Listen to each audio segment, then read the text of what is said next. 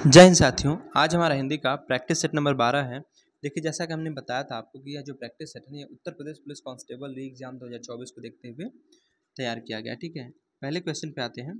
कह रहा है रसिक प्रिया के, ठीक है, रसिक प्रिया ग्रंथ के रचनाकार कौन है? तो कौन है ये? केशवदास जी हैं। कौन? केशवदास। ठीक है, अच्छा, इनकी अन्य रचनाओं की बात कर लें तो देखिए, 12 मासा, रामचंद्रिका, कवि प्रिया, छंदमाला इत्यादि जो रचनाएं किनकी है? ये केशवदास जी की प्रमुख रचना है। ठीक है, क्वेश्चन नंबर 2 कह रहा है गुरु के समीप रहने वाले विद्यार्थी के लिए एक शब्द बता दीजिए।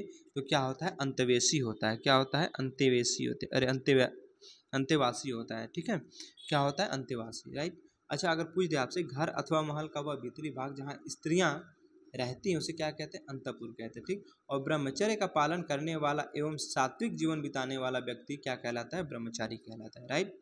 तो हमने क्या बताया आपको? गुरु के समीप रहने वाले विद्यार्थी के लिए एक शब्द कौन सा होगा? अंतेवासी होता है।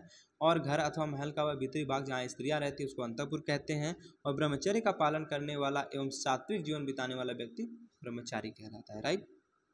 आगे चलते हैं, क्वेश्चन नंबर 3 कह रहा है हिंदी साहित्य के लिए किसे प्रथम व्यास सम्मान मिला है? ठीक है, किसको प्रथम व्यास सम्मान मिला? तो किसको मिला था? रामविलास शर्मा जी को मिला था। किसको? रामविलास शर्मा, यानी ऑप्शन नंबर ए बिल्कुल सही जवाब हो जाएगा। ठीक है, देखिए, अगर हम बात करें कि इनको जो व्यास सम्मान तो मिला था, ठीक है, लेकिन कब मिला था? तो इनको 1991 ईस्वी में व्यास सम्मान से सम्मानित किया गया था। कब? 1991 में। ठीक है, अगर हम बात करें कि जो व्यास सम्मान है किसके द्वारा दिया जाता है, तो व्यास सम्मान साथियों के बिरला फाउंडेशन के द्वारा दिया जाता है। ठीक है, के बिरला फाउंडेशन के द्वारा दिया जाता है। ठीक है, फाउंडेशन, तो के बिरला फाउंडेशन के द्वारा ये जो सम्मान है ये प्रत्येक वर्ष दिया जाता है। ठीक है, चलिए आगे चलते हैं क्वेश्चन नंबर 4 पे। कह रहा विद्वान व्यक्ति पूज्य होते हैं। विद्वान व्यक्ति पूज्य होते हैं, वाक्य में प्रयुक्त विशेषण बता दीजिए। विशेषण कौन सा है? गुणवाचक, क्योंकि उसका गुण है ना। ठीक है, विद्वान क्या उस व्यक्ति का गुण है, तो वही कह रहा है कि विद्वान व्यक्ति पूज्य होते हैं। इस वाक्य में कौन सा विशेषण है? तो गुण है। अच्छा, देखिए, संख्यावाचक हमने क्या बताया था आपको? यहाँ संख्या का बोध होता है, परिमाण में नाप तौल का बोध होगा, और सर्वनामिक विशेषण के बारे में बताया था साथियों कि जहाँ पे कोई सर्वनाम शब्द, ठीक है, संज्ञा शब्द से पहले आकर और एक विशेषण की तरह विशेषता को प्रकट करता है तो वहाँ पे सर्वनामिक विशेषण होता है। ठीक है, चलिए आगे चलिए क्वेश्चन नंबर 5 पे। क्या इनमें से कौन सा व्यंजन दंत ध्वनि का है? अब बताइए दंत ध्वनि का कौन सा था? आपको हमने एक ट्रिक बताया था, ठीक है, KTM 2, मतलब कंठ तालु मुर्दा दंत ओष्ठ, है ना, कंठ तालु मुर्दा दंत ओष्ठ। अब हमने आपको ये भी बताया था, ठीक है, इसमें इसको हम क वर्ग के नाम से जानते हैं, ये हमारा च वर्ग होता है। ठीक है, और ये होता है साथियों हमारा ट वर्ग, ठीक है, और प। तो हमने क्या बताया?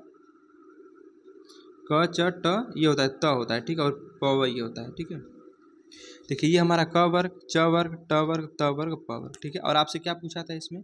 आपसे पूछा था दंत ध्वनि। ठीक है, तो दंत ध्वनि मतलब त हो जाएगा, यानी त थ द ध न, ये क्या होते हैं? दंत ध्वनि होते हैं। ठीक है, क्वेश्चन नंबर 6 की बात करते हैं। कह रहा है इनमें से शुद्ध वाक्य का चयन करें। भारत में अनेक बोली हैं, नहीं साथी, गलत है। ठीक है, आगे बात करते हैं। कह रहा है कि भारत में अनेकों बोलियां हैं, भारत में अनेकों बोलियां हैं। ठीक है, तो अनेकों नहीं होगा, क्या होगा? अनेक होना चाहिए ना। तो भारत में अनेक बोलियां हैं, ये बिल्कुल राइट हो जाएगा हमारा, यानी ऑप्शन नंबर सी बिल्कुल सही होगा। ठीक है, भारत में अनेक बोलियां हैं। आगे चलते क्वेश्चन नंबर 7 पे। कह रहा है सापेक्ष शब्द का विलोम कौन सा होगा? तो सापेक्ष का विलोम क्या होता है? सापेक्ष का विलोम निरपेक्ष होता है ना। क्या होता है? निरपेक्ष होगा, यानी ऑप्शन नंबर ए बिल्कुल सही जवाब हो जाएगा। ठीक है, अच्छा, अगर पूछ दे आपसे, ठीक है, सापेक्ष का तो निरपेक्ष हमने बता दिया।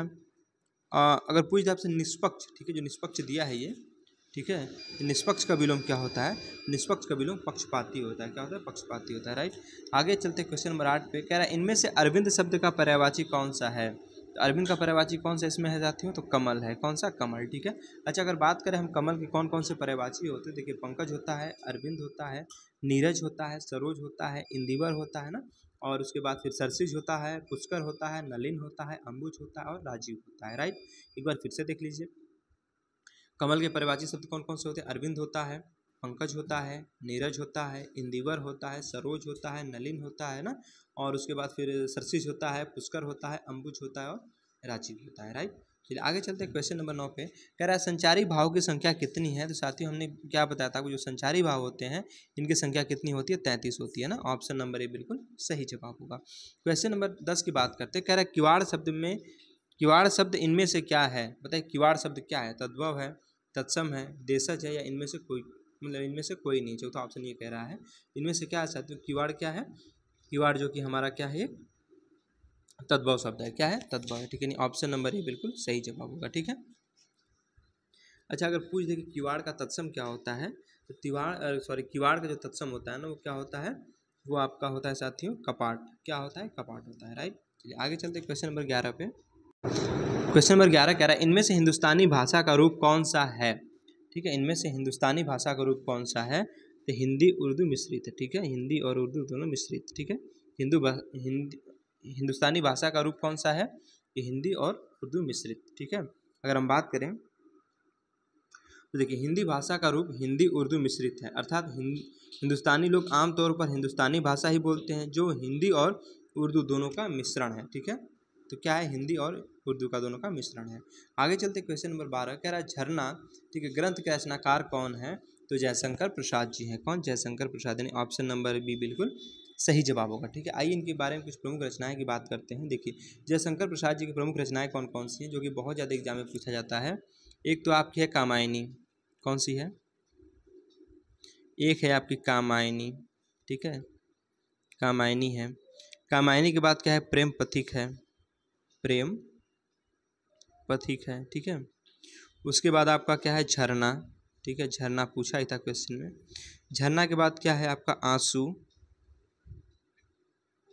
ठीक है। इसके बाद आपका है लहर, फिर है आकाशदीप, आकाशदीप। फिर उसके बाद क्या है, उसके बाद आपका है ध्रुव स्वामिनी, ठीक है, ध्रुव स्वामिनी। उसके बाद अजात शत्रु है, फिर एक घुंड है, एक घूंट है, और चित्रधारा, ये सब किनकी है, ये जयशंकर प्रसाद की रचना है। कौन कौन सी, कामायनी बताया हमने, ठीक है, कामायनी है, प्रेम पथिक है, उसके बाद झरना है, फिर ध्रुव स्वामिनी है, आंसू है, लहर है, आकाशदीप है, फिर एक घूंट है, चित्रधारा है, और झरना है। ये सब किसके, जयशंकर प्रसाद जी के, ठीक है। आगे चलते हैं अगले क्वेश्चन पे। क्वेश्चन नंबर 13 कह रहा है इनमें से किस वर्ग यानी किस वर्ण यानी वर्ग का उच्चारण स्थान कंठ तालु है, ठीक है। बताइए कौन सा है इसमें, तो कौन सा होगा साथियों, इसमें ए हो जाएगा, ठीक है। ऑप्शन नंबर बी बिल्कुल सही जवाब होगा, ठीक है। तो कंठ तालव्य भी ध्वनि ए और ए होते हैं, ठीक है। क्या होते हैं, ए और ए होते हैं, ठीक है। अच्छा, इनकी बात करें कि किन्हें कहते हैं कंठ तालव्य ध्वनि। देखिए जिन ध्वनियों के उच्चारण में ना कंठ एवं तालु दोनों का प्रयोग होता है, ठीक है, कंठ और तालु दोनों का जब प्रयोग होता है ना, तो वहाँ पे कौन सा होता है, कंठ तालव्य ध्वनि होती है, राइट। आगे चलते क्वेश्चन नंबर 14 पे कह रहा है इनमें से कौन सा शब्द आग का पर्यायवाची नहीं है। क्या पूछा है, नहीं है, ठीक है। तो कौन सा नहीं है, तो देखिए जो व्योम है ना, ये आग का पर्यायवाची नहीं है, ठीक है। बाकी देखिए अनल भी है, पावक भी है, कृषाणु भी है, ये सब आग के पर्यायवाची हैं, ठीक है। अच्छा, हम बात कर लें कि आग के पर्यायवाची और कौन कौन से होते हैं जो कि बहुत ज़्यादा एग्जाम में पूछा जाता है। देखिए कृषाणु तो है ही, ठीक है, अनल भी है, और उसके बाद कौन सा आपका पावक भी है। एक होता है साथियों दहन, ठीक है, और होता है हुतासन, वैश्वानर, धूमकेतु, वायु सखा। वायु सखा तो बहुत बार पूछा जाता है, ठीक है। तो आग के पर्यायवाची क्या बताया हमने, कृषाणु, दहन, ठीक है, कृषाणु, दहन, हुतासन, वैश्वानर, धूमकेतु, वायु सखा, फिर हो गया आपका पावक, अनल, ये सब किसके हैं, ये सब आग के पर्यायवाची हैं, राइट। चलिए अगर हम बात करते हैं क्वेश्चन नंबर 15 की, अगर पहाड़ पर लालटेन किसकी रचना है, बताइए पहाड़ पर लालटेन किसकी रचना है। तो पहाड़ पर लालटेन साथियों मंगल, ठीक है, मंगलेश डबराल की है। किसकी, मंगलेश डबराल, यानी ऑप्शन नंबर ए क्या है, बिल्कुल सही जवाब हो जाए, ठीक है। यानी मंगलेश डबराल की यह रचना है, ठीक है। अगर हम बात करें मंगलेश डबराल की अन्य प्रमुख रचनाएं कौन कौन सी हैं, देखिए हम जो देखते हैं, ठीक है, उसके बाद घर का रास्ता, कवि का अकेलापन, नए युग में शत्रु, ये सब मंगलेश डबराल की रचना है, ठीक है। आगे चलते क्वेश्चन नंबर 16 पे, कह रहा नारियल का तत्सम शब्द बता दीजिए क्या होता है। तो नारियल का तत्सम क्या होता है साथियों, नारियल का तत्सम नारिकेल होता है। क्या होता है, नारिकेल, यानी ऑप्शन नंबर डी बिल्कुल सही जवाब हो जाएगा, ठीक है। चलिए क्वेश्चन नंबर 17 कह रहा है हिंदी भाषा का जन्म इनमें से किससे हुआ है। बताइए हिंदी जो भाषा है, इस हिंदी भाषा का जो जन्म है, जो ऑप्शन दिया गया, इनमें से किससे हुआ है। पाली संस्कृत से हुआ है, वैदिक संस्कृत से हुआ है, कि अपभ्रंश से हुआ है, कि लौकिक संस्कृत से हुआ है, ठीक है। तो किससे हुआ है इसमें, तो अपभ्रंश से हुआ है। किससे, अपभ्रंश से, ठीक है। अपभ्रंश से जो है हिंदी भाषा का जन्म हुआ है, ठीक है। अच्छा, अगर हम बात करें, देखिए इनका क्रम क्या है, तो सबसे पहले साथियों हम बात करते हैं, तो सबसे पहले आपकी आती है संस्कृत, ठीक है। कौन सी आती है, संस्कृत, ठीक है। अब संस्कृत के बाद आई आपकी पाली, क्या आई? पाली। पाली के बाद आई प्राकृत, ठीक है, प्राकृत। प्राकृत के बाद आई आपकी अपभ्रंश, क्या आई थी? अपभ्रंश। अच्छा, अपभ्रंश के बाद क्या आई थी?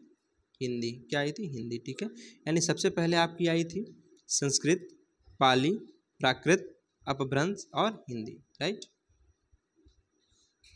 चलिए आगे चलें। क्वेश्चन नंबर 18 कह रहा गुड़ाकेश शब्द का संधि विच्छेद कौन सा है? ठीक है, गुड़ाकेश का संधि विच्छेद बता दीजिए। तो गुड़ाकेश का संधि विच्छेद होता है साथियों गुड़ा का जमा ईस। क्या होता है? गुड़ा का जमा ईस, ठीक है। और आ और ई मिलके क्या बना देते हैं? ए बना देते हैं, ठीक है। क्या बना देंगे? ए बना देंगे। तो ये कौन सा इसमें हो जाएगा आपका? इससे पूछा क्या था कि संधि विच्छेद पूछा है, ठीक है। तो हमने क्या बताया? गुड़ाका प्लस ईस। कौन सा इसमें? ऑप्शन सी बिल्कुल सही जवाब हो जाएगा, ठीक है। गुड़ाका प्लस ईस होता है। अच्छा, पूछ दे कि गुड़ाकेश में कौन सा संधि है? तो हमने आपको एक ट्रिक बताई थी, जहाँ एक डंडी होती है ना, वहाँ पे 99.9% संभावना है कि कौन सी वहाँ पे गुड़ संधि होगी, ठीक है। चलिए आगे चलते हैं।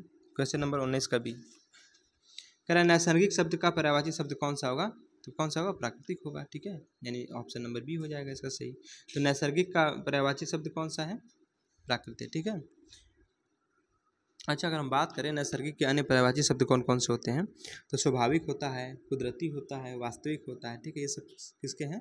ये सब नैसर्गिक के पर्यायवाची हैं। अब साथियों हमारे गद्यांश के क्वेश्चन है, गद्यांश को पढ़ेंगे और फिर प्रश्नों के जवाब देंगे। देखिए कह रहा है जिंदगी में असली मजे उनके लिए नहीं है जो फूलों की छां के नीचे खेलते और सोते हैं, ठीक है। बल्कि फूलों की छां के नीचे अगर जीवन का कोई स्वाद छिपा है तो वह भी उन्हीं के लिए है जो दूर रेगिस्तान से आ रहे हैं, जिनका कंठ सूखा है, ओठ फटे हुए और सारा बदन पसीने से तर है। पानी में जो अमृत वाला तत्व है, ठीक है, उसे वह जानता है। जो धूप में खूब सूख चुका है वह नहीं, जो क्या कह रहा है? जो धूप में खूब सूख चुका है वह नहीं, जो रेगिस्तान में कभी पड़ा ही नहीं है, ठीक है। चलिए कह रहा है क्वेश्चन नंबर 20 उपरोक्त गद्यांश में अमृत वाला, ठीक है, तत्व का तात्पर्य क्या है? ठीक है, क्या तात्पर्य इसका यहाँ पे है? तो जीवन का सार, ठीक है, जैसा कि इससे गद्यांश में दिया गया था, जीवन का सार। क्वेश्चन नंबर 21 की बात करते हैं। तो कह रहा है उपयुक्त गद्यांश में किस बात के महत्व को बताया गया? बताइए किस बात के महत्व को बताया गया है? क्या भाग्य को बताया गया है, कि जीवन को बताया गया है, कि श्रम को बताया गया है, कि प्रकृति को बताया गया है? तो साथियों कहीं ना कहीं जब हम गद्यांश पढ़े तो हमें ऐसा प्रतीत हुआ ना कि यहाँ कहीं ना कहीं श्रम की बात की गई थी, ठीक है। चलिए आगे चलते क्वेश्चन नंबर 22 कह रहा उपयुक्त गद्यांश के अनुसार जो धूप में खूब सूख चुका है वाक्य से क्या अभिप्राय है? बीमार होना, रेगिस्तान में रहना, धूप सेकना या कड़ा परिश्रम करना? तो सीधी सी बात है, कहीं ना कहीं भाई इसमें श्रम की बात कही गई है गद्यांश में, ठीक है। तो इसका मतलब यहाँ पे जो ऑप्शन होगा वो कड़ा परिश्रम करना, ठीक है। ऑप्शन नंबर डी क्या है? बिल्कुल सही जवाब हो जाएगा, ठीक है। चलिए आगे चलते हैं अगले क्वेश्चन पे। क्वेश्चन नंबर 23 कह रहा है जो किए गए उपकार को मानता है के लिए एक शब्द कौन सा होगा? अभी हमने कल ही के प्रैक्टिस सेट में बताया था, ठीक है। जो किए गए उपकार को मानता है उसके लिए एक शब्द कौन सा होता है? ठीक है, तो क्या होता है साथियों? कृतज्ञ कहते हैं। क्या कहते हैं? कृतज्ञ, यानी ऑप्शन नंबर बी बिल्कुल सही जवाब हो जाएगा, ठीक है।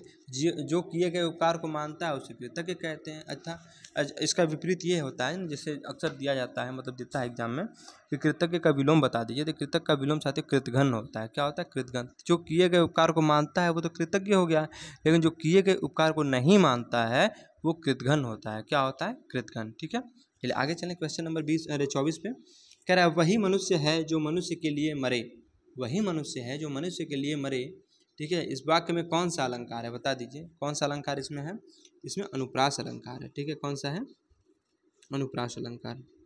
ऑप्शन नंबर डी बिल्कुल सही जवाब होगा, ठीक है। देखिए कैसे है, यहाँ मनुष्य शब्द की जो आवृत्ति है साथियों ना, ठीक है, मनुष्य शब्द इसकी आवृत्ति बार बार हुई। जैसे देखिए यहाँ पे क्या दिया है, वही मनुष्य है जो मनुष्य के लिए मरे, आवृत्ति हो रही ना 2 बार, ठीक है।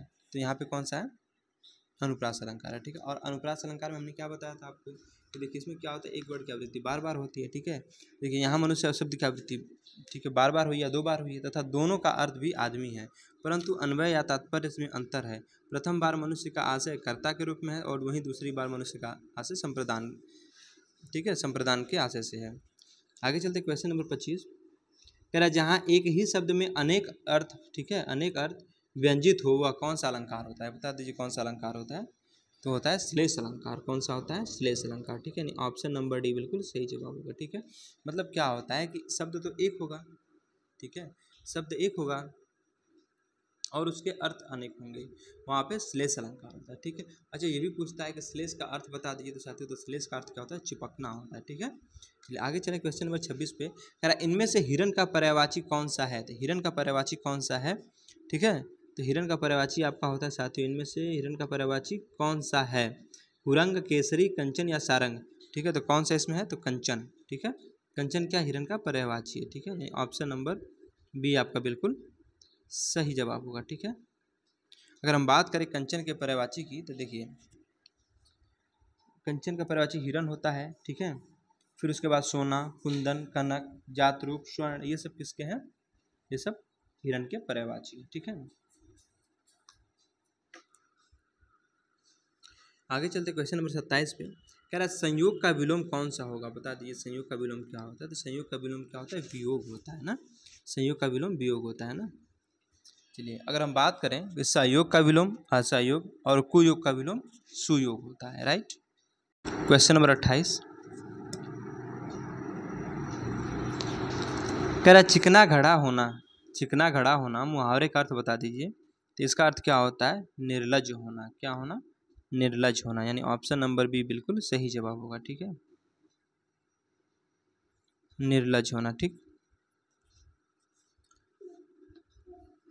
अच्छा, अगर पूछे आपसे कि ऊंचा उठना मतलब समृद्ध होना और मुंह से मोती उगलना यानी मधुर भाषी होना। ठीक है।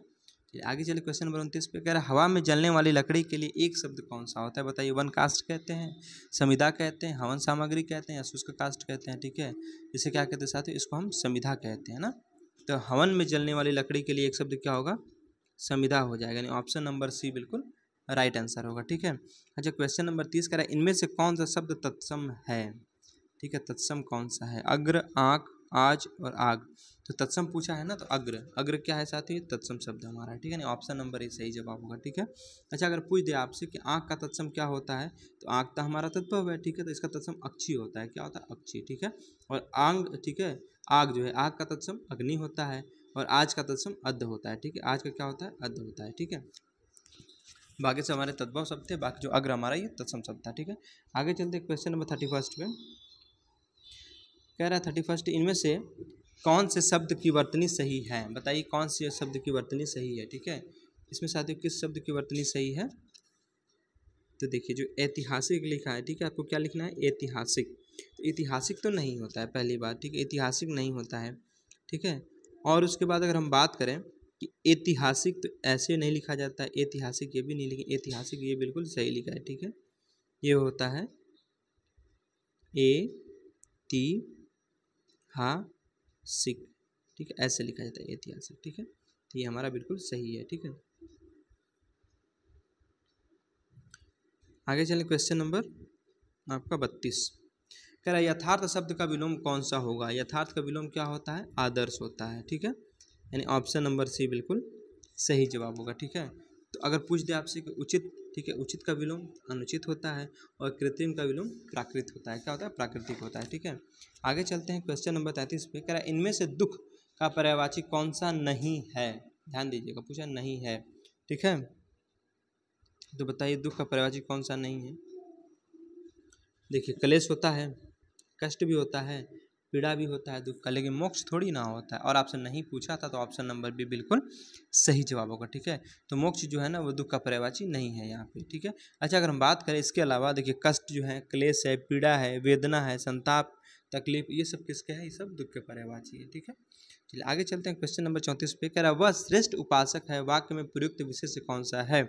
वह श्रेष्ठ उपासक है, वाक्य में प्रयुक्त विशेष बता दीजिए। तो विशेष क्या हमारा होगा? उपासक हो जाएगा यहाँ पे। यानी ऑप्शन नंबर ये जो है बिल्कुल सही जवाब हो जाएगा। ठीक है।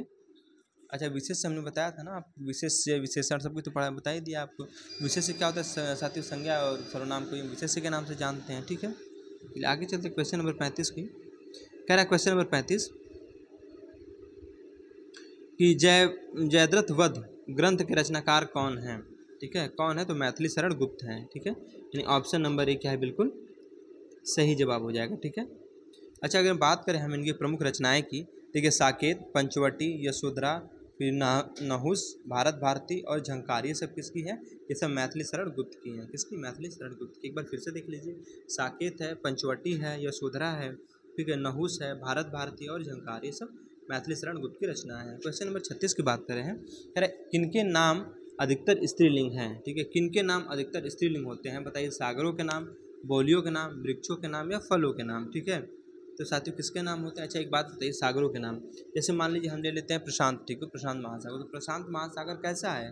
बड़ा है, ठीक है, तो कहीं ना कहीं पुल्लिंग हो गया है आपके, लेकिन ये पूछा है स्त्रीलिंग, तो महासागरों के नाम तो होंगे नहीं। ठीक है, वृक्षों के नाम, ठीक है, जैसे नीम, नीम कड़वा है, ठीक है, तो ये भी हमारे क्या पुल्लिंग होते हैं। फल, फल अच्छे हैं, ठीक है, लेकिन बोलियाँ साथी, बोलियाँ अच्छी होती हैं, ठीक है, बोलियाँ अच्छी होती हैं ना, यानी ऑप्शन नंबर सी क्या है? बिल्कुल सही जवाब होगा। ठीक है, और आपसे यही पूछा था कि किसके नाम अधिकतर स्त्रीलिंग होते हैं, तो बोलियों के नाम होते हैं। ठीक है, किसके नाम? बोलियों के नाम ना, तो बोलियों के नाम अधिकतर स्त्रीलिंग होते हैं, जैसे राजस्थानी, मराठी, बंगाली, हिंदी, ये सब क्या है? बोलियाँ हैं। ठीक है, चलिए आगे चलते हैं। नेक्स्ट क्वेश्चन और लास्ट क्वेश्चन है, कह रहा है किस शब्द में उपसर्ग नहीं है? हमने कल भी आपको बताया था कि उपसर्ग और प्रत्यय हमने पढ़ा था, आपको बताया था कि देखिए उपसर्ग और प्रत्यय क्या होते हैं? शब्दांश होते हैं। ठीक है, उपसर्ग जो होता है वो शब्द के आगे जुड़ता है, और प्रत्यय जो होता है साथियों मूल शब्द के पीछे जुड़ता है। ठीक है, अच्छा पूछा किस शब्द में उपसर्ग नहीं है? अब पूछ दे कि उपसर्ग की संख्या कितनी होती है? ठीक है, मैंने बताया था आपको 22 होती है। ठीक है, हिंदी में भी 22 होती है, संस्कृत में भी 22 होती है। तो किस शब्द में उपसर्ग नहीं है? अपवाद, प्रभाव, उड़ना या पराजय? ठीक है, तो किसमें साथियों? देखिए अपवाद में तो है उपसर्ग, ठीक है, और उसके बाद अगर हम बात करें प्रभाव की, इसमें भी उपसर्ग है, पराजय में भी है, लेकिन उड़ना में कोई उपसर्ग नहीं है। ठीक है, उड़ना में कोई उपसर्ग नहीं है। ठीक है, उड़ना में उपसर्ग नहीं है, अन्य सभी में देखा है अपवाद। ठीक है, अपवाद में आपका अप उपसर्ग है, प्रभाव में प्र उपसर्ग है, पराजय में पर उपसर्ग। ठीक है, ये पराजय में पर प्लस परा होगा। ठीक है, परा उपसर्ग है।